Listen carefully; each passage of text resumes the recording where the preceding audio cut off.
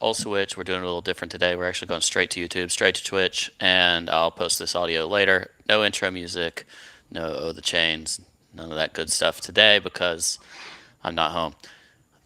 Josh, how's it going, man?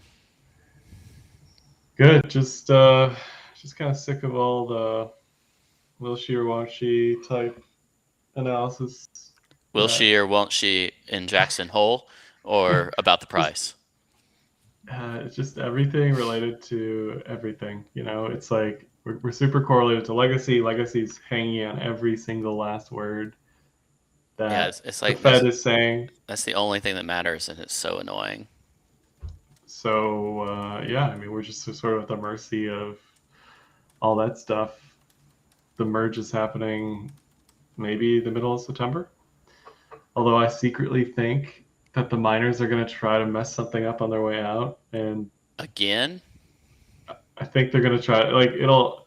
Here's what I hope happens. I hope the merge is as close to October as possible because September historically is not a great month for crypto. So if we like push it back, it's like because like the scheduled date I think is even up from the 15th now. It's like the 13th maybe. I don't know. We'll see. I could be like completely wrong there, but I I thought it do was hope the that 15th or 16th or whatever, but either way, I mean, yeah, freaking I guess we're just gonna dump into the merge. We're gonna, well, I don't know. You got ETH BTC on your chart though. It still looks good on a relative basis, but it doesn't. I mean, I guess we can go to $1,000 ETH and $10,000 Bitcoin and still be going to point one. yeah, BTC looks good. It's never looked this good up here. We've said that before.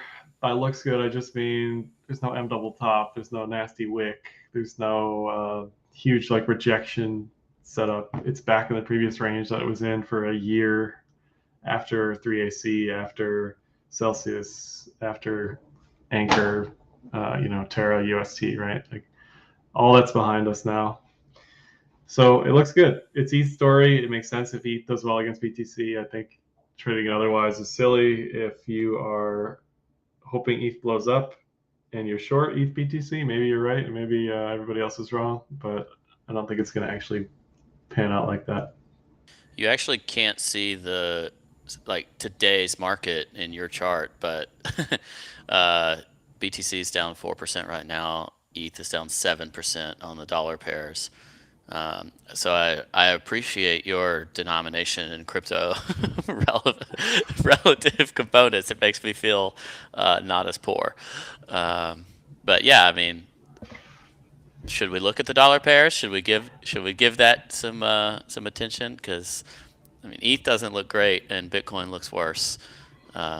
Is pretty much the only real analysis that I have. So I mean, this is not the chart that you want, right?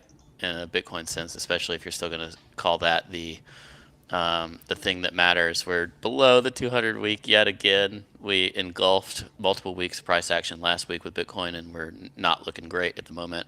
This looks like it could make new lows anytime to me. 2017 high, still dancing around back here. Like sub 20K seems like a perfectly reasonable path. Like 14, 15K, I would totally believe it. I don't like it.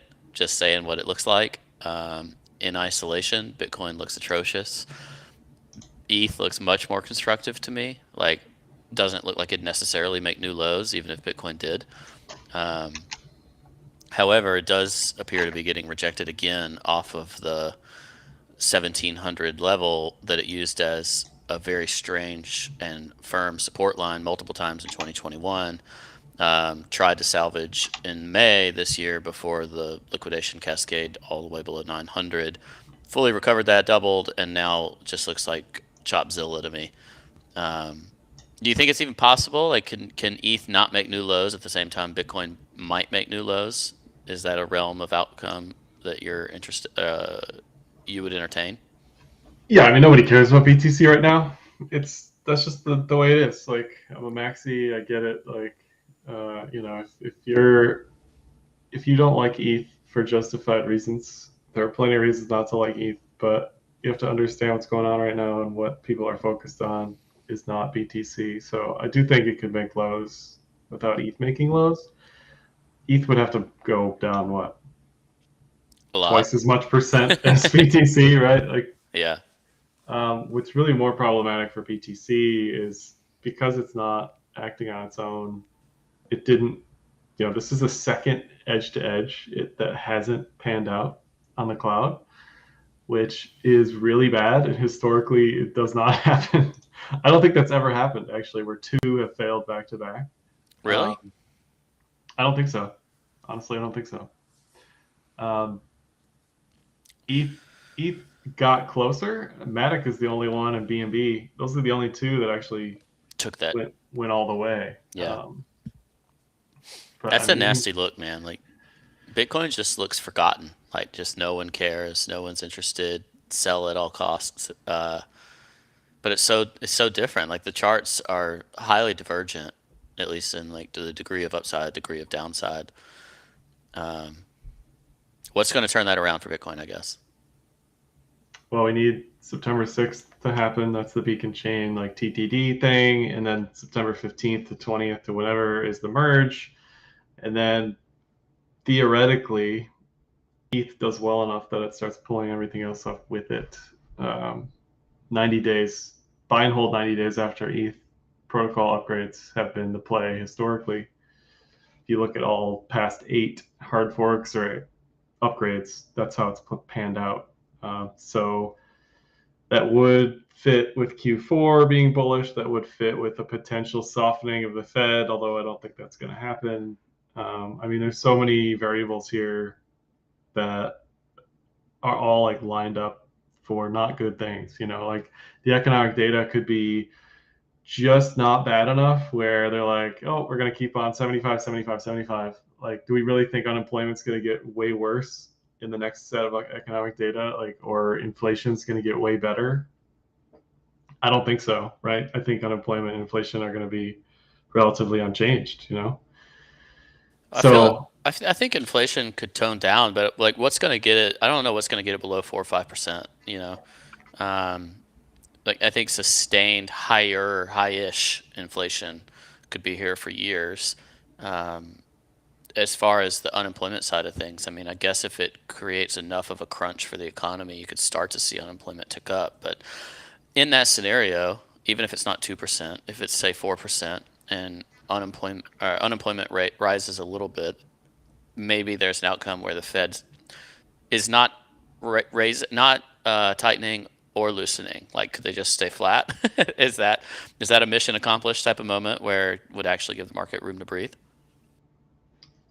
Yeah, I think the probability is, let me just pull it up real quick.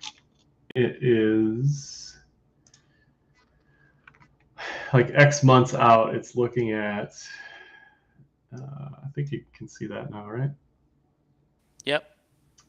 So by 2023, it has us flat. So by February 2023, it has us with no more hikes.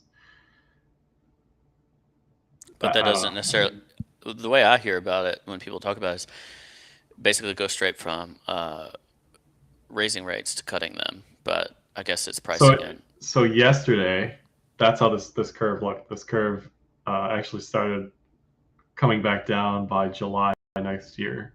Today, the 75% or 75 bips hike is up 10% on probabilities, and that reduction in rates is wiped out. I see.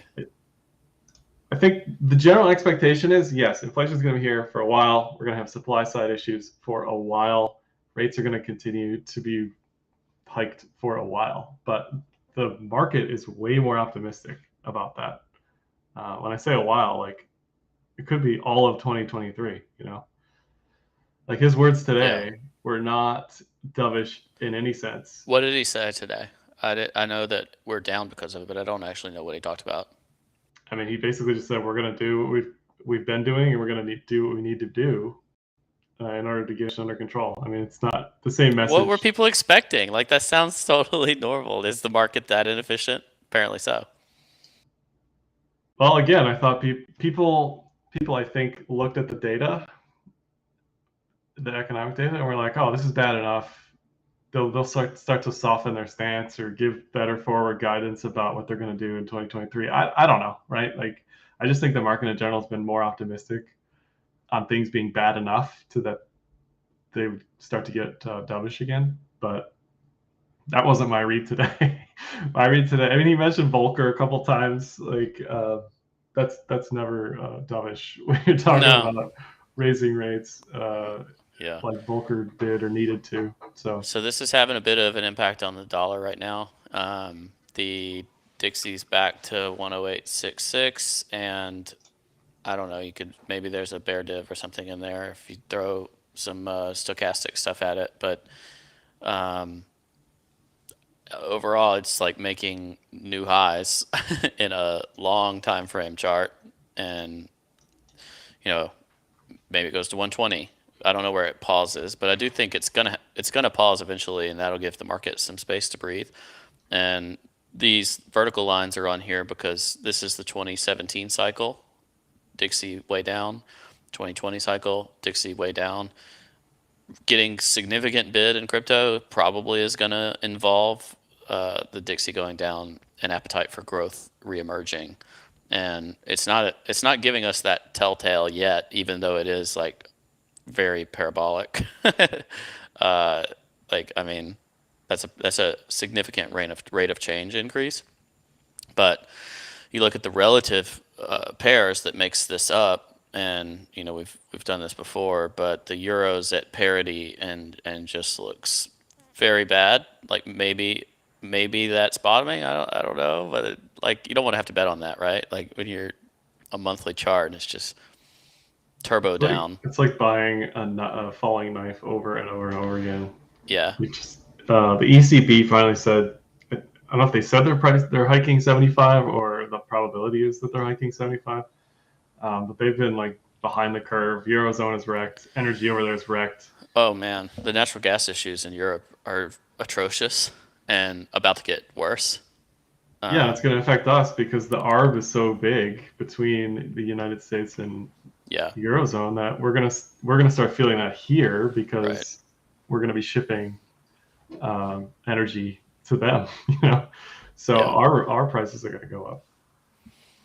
Yeah, to put that in context, this is a 200-month moving average that's just appearing on this particular chart. Although obviously the Euro USD has been around forever, or for a while, not forever, but goes back to '06, and it would have to increase more than 25% to get back to the long-term average. So we're a long way off of where it spent time. Doesn't look good. And if that's the biggest participant in what causes the Dixie chart to do, then kind of the best you can hope for in my mind is some kind of sideways or down, like mild down. But that doesn't look like it's just going to rage forward to me. That said, it doesn't necessarily mean that the dollar is strong inherent in itself. It means it's strong relative to these other currencies. And one of my big questions, and I tweeted this today, is just about like, the dollar's strong, but is fiat weak? And if fiat is weak, longer term, do we have an opportunity for real assets and scarce assets to do well? And does do Bitcoin and Ethereum fit in with other things, whether it's cash producing stocks with dividends or real estate or whatever else in the longer term? Do you think that that's reasonable, or is that trying to see the good in something that's just not good either? Anyway, you look at it. No, I think the fundamentals for ETH are so strong that I don't think you can trade it right now like you're afraid of it. Like, AKA, like, I don't want to buy the dip, but I think you almost have to, because if you are on this assumption that the merge is going to be bullish, regardless of the world might be falling apart, but if you think the merge is bullish, like, now's your time. Hear me now, quote me later. If you think the merge is bullish, this is it, right? So I agree. Like, the fiat stuff, man, everything everywhere. There's just no good news anywhere you look. Where has there been good news about anything? I don't know. The Can't. DXY, this could turn out to be M double top on DXY. This could turn out to be a bear div on DXY. It had the setup for it. Has the setup for it. That will fall into the ECB hiking potentially, but that might not even be enough, you know? Yeah. So, And their appetite to raise rates significantly is not going to be strong. You know, no. if they're dealing with the energy crisis, they're just, yeah, they are already entering recession. So plunge it to make it deeper and more difficult is not going to go well for them. So, yeah, I'm not sure of the outcome there, but if that's what we end up basing off of, if the Dixie rules all, and you and I have been talking about this for years now, then it's probably not good for crypto if the dollar does make that push to 120 or whatever else. No, at the very least, we need this thing to settle down. Like Yeah, well, there's a couple things we need. We need VIX to settle down, and it's back up. We need Dixie to settle down. It never really settled down. We don't need stocks to roof. We just need stocks to chill. We need volatility to chill, and we need to let the narratives just take over with ETH, with the supply, right? Even though I think ETH is going to be a centralized disaster, like no doubt in my mind about that. Like, but I'm also fairly certain price is going to be higher at the end of the year than it is today. So, if you there you like to go. counter trade, my logic, now's your time. The ultimate bearish case is this though. This is the ETH logarithmic regression. Is that basically the same thing as the rainbow chart? Basically the same thing as the rainbow chart. Yeah, for BTC or power law corridor, it's basically the same thing. And this Which would this indicate that thing, we're still basically at the top half of the range, and we can go to. I mean, what number is that down there? Zero, yeah, two trying to hundred. make it bigger. Yeah, 300-400, something like that. Like I don't think this is going to happen, right? But you want to look for bear cases for ETH. It's just the same as it is for BTC, 10K or 400 for ETH. So the question is like, do you think $400 ETH is possible post merge? I don't I know. I don't think so. I find it But unlikely, very unlikely. I feel like the appetite for Ethereum sub 1,000 is pretty high. I agree. But that's the level to watch for sure. The ETH is 1,000, BTC 20K. Um, Something else I mentioned on Twitter was this ETH inverted head and shoulders possibility. Again, I'm not like banking on this, but um, it's setting itself up for the potential, right? The potential for this. This is so far off that it's almost not even worth mentioning, but it's almost done. And this would line up with the merge. It would line up with Q4, blah blah blah. So if we can break, really the determining factor, you could ignore the pattern completely, ignore the cloud. The determining factor is going to be the 200-day moving average. Um, I'm almost certain because if we start to poke above that with this like loose pattern on our side, then I think we'll be okay, especially with the merge, blah blah blah, right? ETH this round reminds me so much of Bitcoin last time. It really does. Bitcoin Uh, got squashed by that 200-day consistently in the last market. yeah, yeah. Yeah, I, Let's. I, I kind of like that, like putting it in perspective a little bit. C137U says, "Pay for heat this winter or eat some ETH." Tough decision. I mean, in the eurozone, It's a reasonable comment. Like this is all people within the space trading against each other. It's not exactly like a gluttony of new users or new participants. So the even this, if we say, hey, here's the upside for ETH, it's probably coinciding with money leaving other stuff, liquidity concentrating into top pairs and going away from further down the tail stuff. well, as bad as inflation is, there is still an enormous amount of people sitting in cash, sitting in stablecoin. I don't blame them. They've been right, over the past 6 to 8 months, whatever it's been. But eventually, they can't hold cash forever, right? Maybe they can. Cash once again will be trash. So that's also something to think about. When do people say, okay, risk, even though I don't like it, I should start to allocate here a little bit. That's highly optimistic in my thinking, but I think we might see some of that in Q4. I don't know, man. If inflation imagine if we get like a higher tick on inflation in the U.S. and like unemployment is lower. Like, what do they raise 100 at that point? Not great. Is there anything intra-market crypto that interests you, or is our only topic that we're able to talk about is, macro LARPing? Well, I don't know why BNB was as strong as it was. The strength may be done. I don't know, but it's hard to even discuss it because I don't know why it was even this strong, other than just technicals. This is just against BTC, but I don't know. That was bizarre to me. We saw an all-time high in BNB. Did it do that in the first part of the last bear market as well? Like, it just exchanges performed well on a relative basis.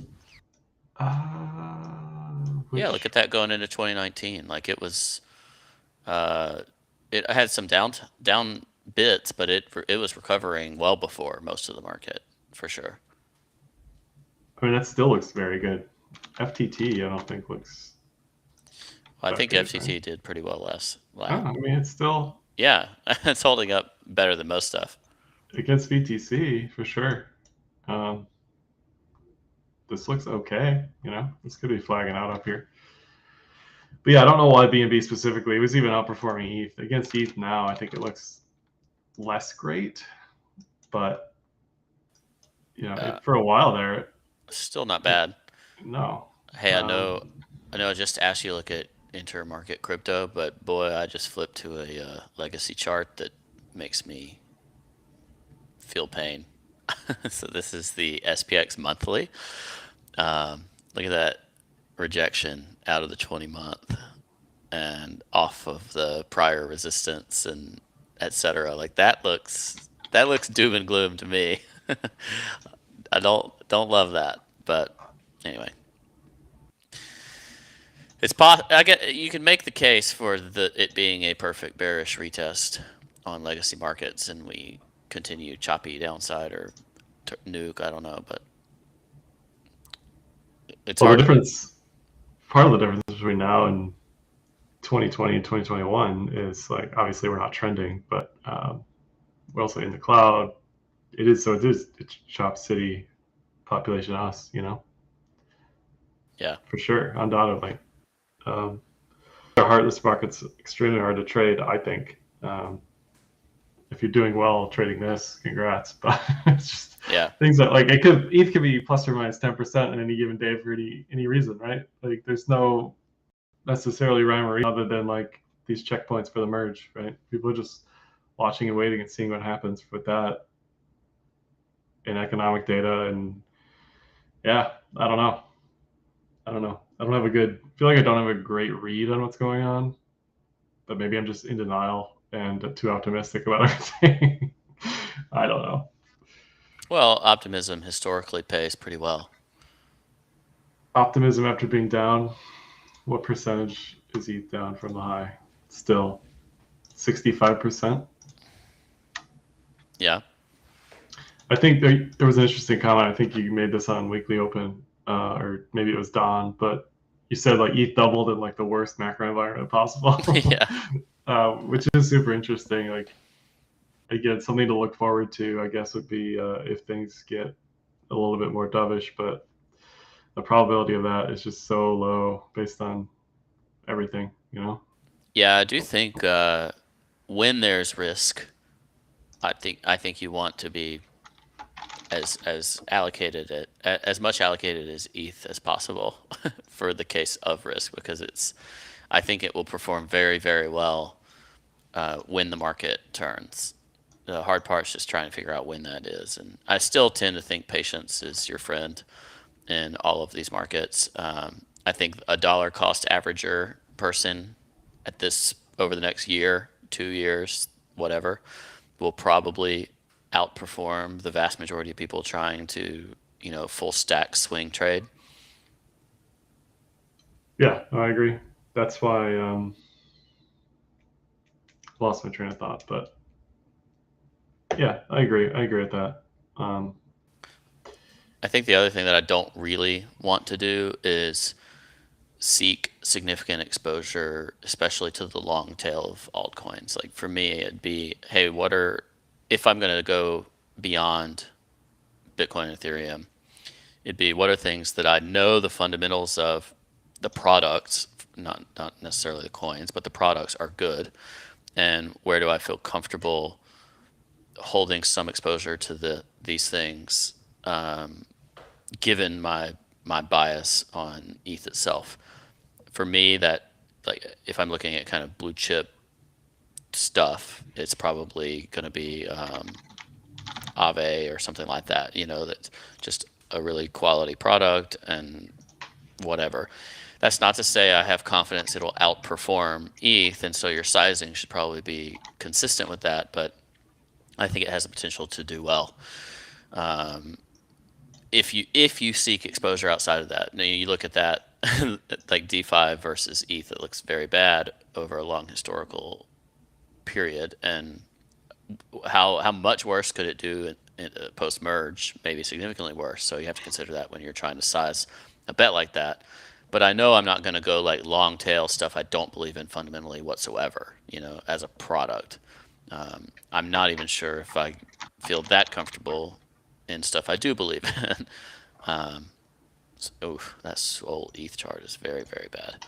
But I remember nevertheless, I remember what I was going to say about yeah, money go on the ahead. side. So the money on the sidelines thing versus like the DCA versus how do you time this? Things get mildly bullish and the signals are there, blah blah blah. You don't want to be one of those people who like chases everything either. So I do like DCA strategies here when the markets are just a hot mess in general. I'm trying to Yeah, find a for sure. decent Sol ETH chart. This is one I noticed over the past like week. Like Sol has been looking Disgusting. a lot less strong than and this makes sense, right? Like again, if you're bullish ETH for whatever reason, you can't, like you said, you can't size into other stuff hoping that things go well against ETH. I just think you have to price things against ETH. You have to price it against stuff you think is going to do well. Yeah, completely agree. And I think DeFi is going to do horrendously bad because everyone's just going to be focused on that 4 to whatever percent yield on staking. Why bother with DeFi when you could just get your 4%? Yeah, I don't necessarily disagree with that. And even when I was talking, that's why I was like qualifying the fact that I'm bullish on the products. I think a lot of them, if they're going to try to be competitive from a why hold this token that versus ETH, I think we'll actually see a lot of governance changes for monetary policy of protocols themselves. And that's a scenario where, sure, maybe you can do that. Getting trolled about calling them products, but I mean, Aave is a product. Why isn't it? Anyway, one other thing to note. Yes, Richard, thanks for joining us live. This is the first time we've actually gone live on YouTube as well. We may do that more in the future. Just go dual live. Because most of the time I just take the video and upload it straight away anyway. So maybe we'll do that more, maybe we won't. But for the sake of ease today and the fact that I don't want to deal with the video after the fact, that's what we're doing. What you looking at there with DeFi Llama, Josh? So DeFi Llama came out with this maybe within the past week or two. They're doing great stuff over there, by the way. Stablecoins, yields, tons of info. If you're not familiar, check them out. But one thing I'd love to see them add is like the staking reward line here relative to the yields. I know you can use your staked ETH to like be liquid and plug it into DeFi, right? Like if you want to get super wacky and wild with the leverage, I guess that's an option for you, and that maybe breaks down what I'm about to say. But again, if ETH proof of stake rewards are higher than the average yield of all of DeFi, like, what's the point, right? Yeah, But there's a lot of right now, in this moment, yields are horrendous compared yeah. to the 4% you get in ETH. There's a lot of S&P charts to do that too, where it's like here's your cumulative return, including your dividends and whatnot. So I think that would be helpful to show with Ethereum or holding and staking other products, like if it's Curve or whatever. Definitely a valuable way to look at it.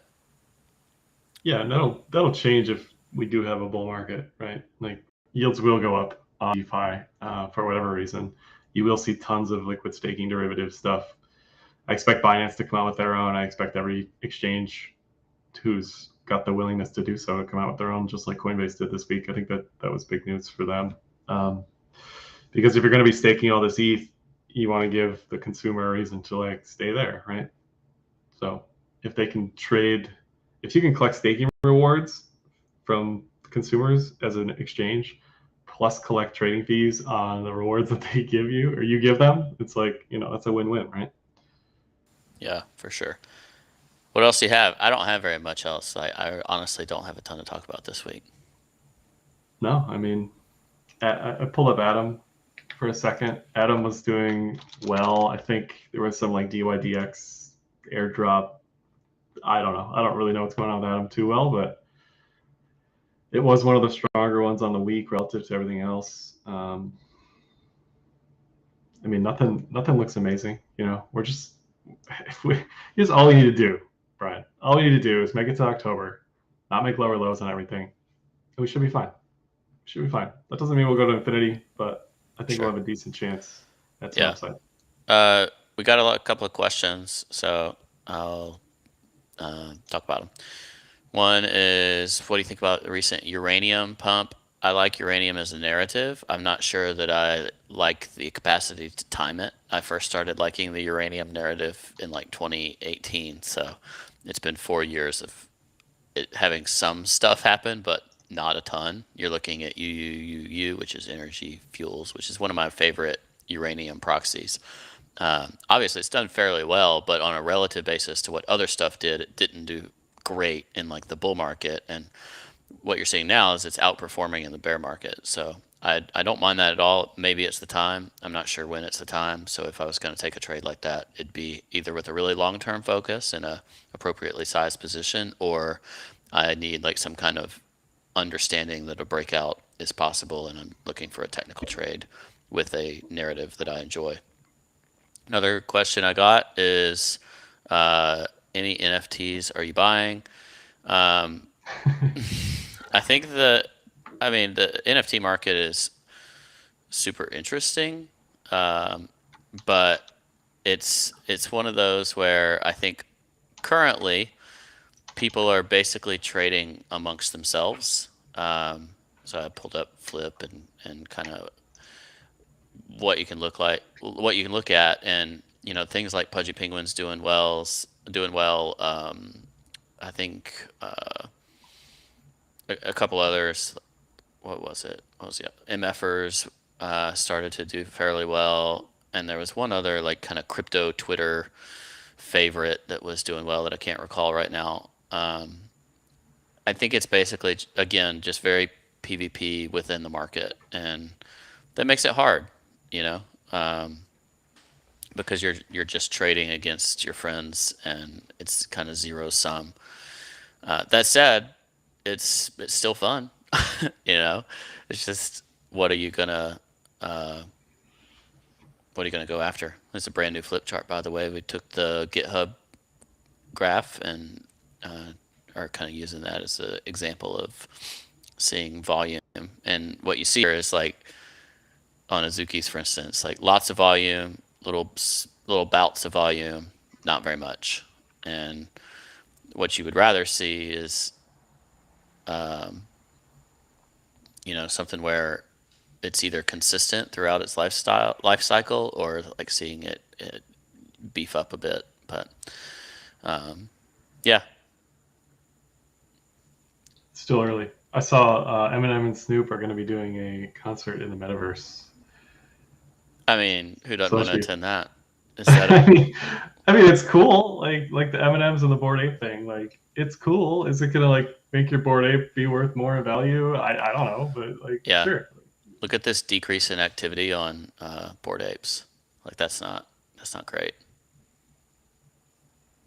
Like you said, who can afford a Bored Ape when they can't pay their electricity bill? I mean, I saw an article from Bloomberg this week about 20 million people in the U.S. are getting bills that they can't pay. Oh, really? Yeah, for energy specifically. So Huh. Anyway, yeah, I think there's still interesting stuff in the NFT market, but I don't think I would look at anything as like a, you know what, this is some way down the line, like long tail collection, and I want to hold it forever. Like, if you get something cheap enough that you feel really good about what they're doing, maybe it's got long term upside. If you think some things got staying power, um, like punks or something, and that you think are worth doing, then sure. I have a hard time. Like, for instance, if I was buying a Bored Ape for 72.6 ETH right now, I'd be a little worried. I'm not comfortable holding that. I think they could have quite a bit of downside still. Like, a lot of these blue chip NFTs that are um, profile pics or whatever that haven't had like a negative 95% moment. I think that moment is probably still going to happen for many of them. So anyway, good luck yeah, on it. I don't have anything to say about NFTs. I think that like Other than the use collect, flip, you mean? of course, but the actual like collectors, the baseball card, basketball card analog to the digital world, that makes sense to me because that resonates with what I've done for myself in the meat space is like collecting that sort of thing. But like just these random, these random like generated art stuff. I don't know. I don't Dude, know you why. just I just need can't get behind it. I just can't get you behind it. need to own a squiggle so that you just know what it feels like. You're a different person when you've got a squig. Just saying, you know. I think it feels the same as not owning a squig. Absolutely not. It's totally different. Totally I different. the Not even only close. I actually thought about this the other day. Like, could I make my Twitter avatar into an NFT? I just want the hexagon on my Twitter account. That's all I Well, want. But I don't want to change the picture. listen, Can I do that? Josh. I want to beat the system. Look, this is my squiggle. I believe that it is yeah, I bought it for 13.1 ETH, so I'm down on this, I guess. But look at this. Watch. Oh, come on. I just rugged myself. what what's it at now? I didn't see the price. Well, the floor is like 10.8 or something like that. Oh, okay, gotcha. I was about to animate it and I totally rugged myself. I think it's my browser actually, but anyway. Couldn't be the site. I'm sure it's the browser. Definitely not Flip. Definitely not the site. I that don't blame me. Uh, anyway, Quite the utility. yeah, a lot good Yeah, I don't utility. know. NFTs still not. I still haven't seen anything that's for me. So that's just my bias, I guess. Yeah. Well, That's all I got. you That's all need I a got. squiggle. Yeah, same. Certainly not a bull market. It's not a bull market. We're Say just that. gonna have to figure out what to talk about. That's okay. We'll do it. I mean, We'll make it through. We will power through. We want to be here for the people. if you're BTC though, If you you're know, ETH BTC, if you denominate in ETH relative market share, then you're good. All right. Thanks everybody for being here. Sorry we're not closing out with the Chains, but you can follow Josh at Carpe Noctem on Twitter and elsewhere. Follow me at Ledger Status. Give us likes and thumbs up and all that good stuff. We need your help and love on these videos. Appreciate you, and we'll catch you next time.